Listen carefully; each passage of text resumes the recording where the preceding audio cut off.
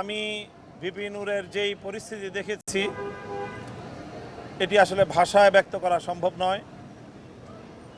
তার ডান চোখ যেভাবে ইনজুরির শিকার হয়েছে এবং মাথায় যে আঘাতের চিহ্ন দেখলাম এবং নাকে তো দেখা যায় না করে সম্পূর্ণ ব্যান্ডেজ করা, তো এক ভীতিকর ভয়াবহ অবস্থা এক কথায় বলতে গেলে।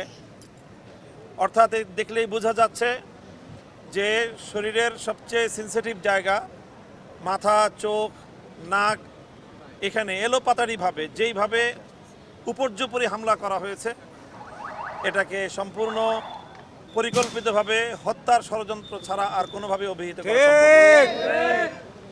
নুরুল হক নূর সাহেবকে যেভাবে আঘাত করা হয়েছে এবং তার দলীয় নেতাকর্মীদেরকে, এমনকি তাদের দলীয় কার্যালয়ে ঢুকে আইন শৃঙ্খলা রক্ষাকারী বাহিনীর সদস্যরা এইভাবে তাদের উপর চড়াও হয়েছে।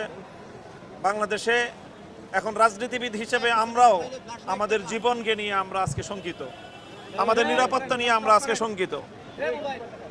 আমরা অত্যন্ত উদ্বেগ এবং উৎকণ্ঠার সাথে যে কথাটি ব্যক্ত করতে চাচ্ছি সেটা হলো এই, আজকে এই 29শে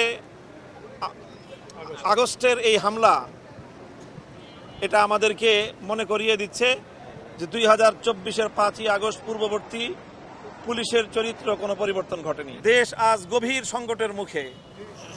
পরাজিত শক্তি তারা যে কোনো উপায়ে জুলাই বিপ্লবীদের কাছ থেকে প্রতিশোধ গ্রহণ করার জন্য তারা মারমুখী হয়ে উঠেছে। এটি আসলে তাদের একটি টেস্ট কেস।